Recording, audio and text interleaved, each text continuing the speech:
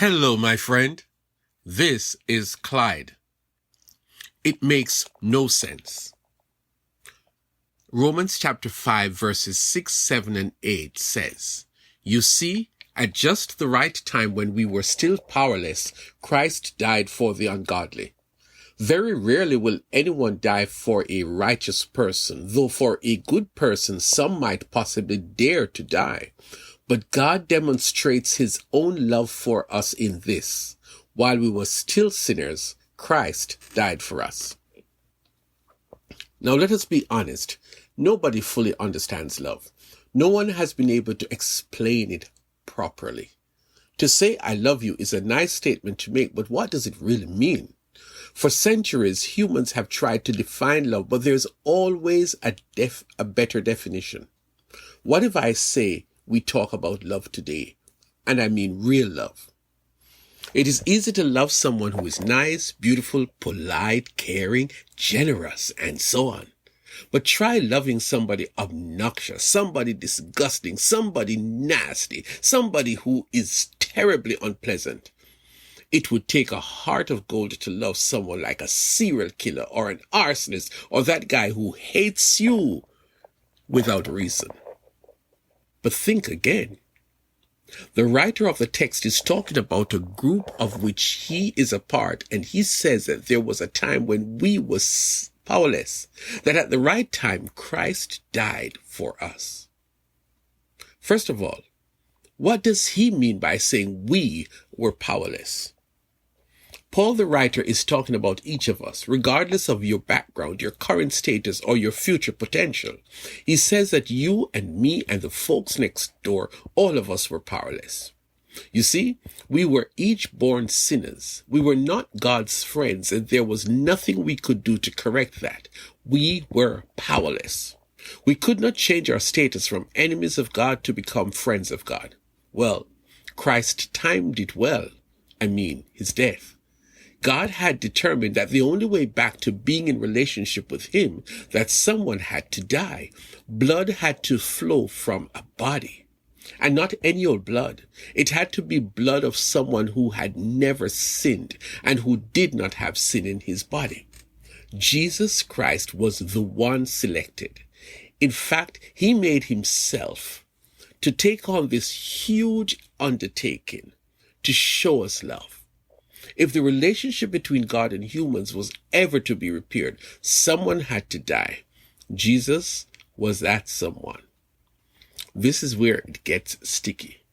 If you're going to die for someone, most likely it would be someone very special, someone important to you.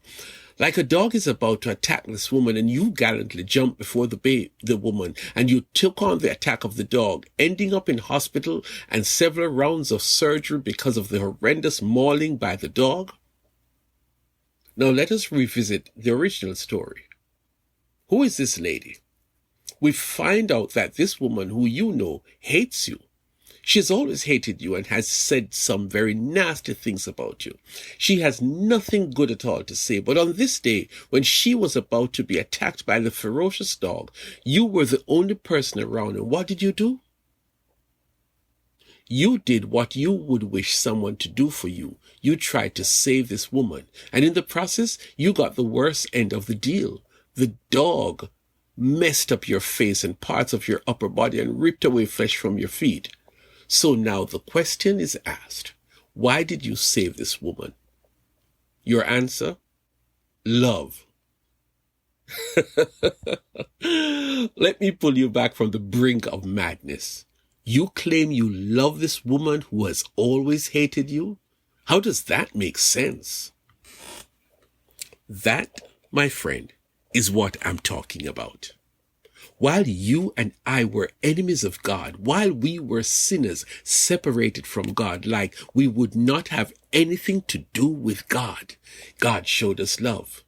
It was while we were in this terrible state that God loved us, and loved us in a demonstrative way.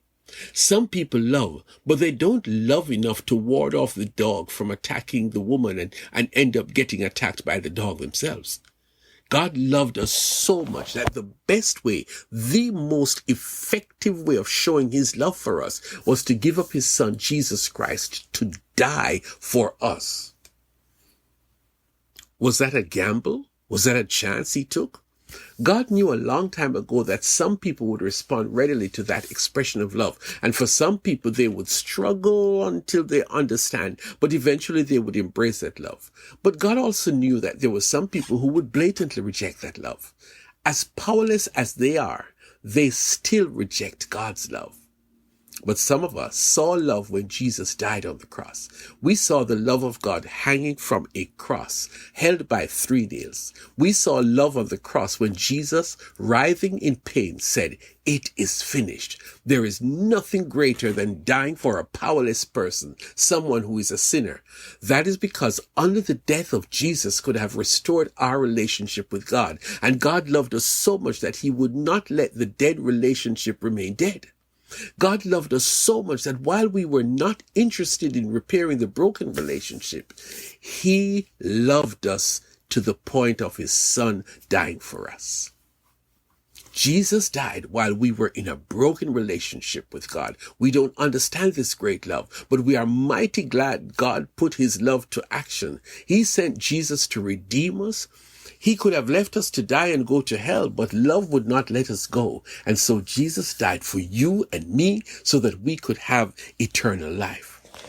I know it doesn't make sense to you, but I would encourage you today to accept the loved gift from God. It would change your life forever.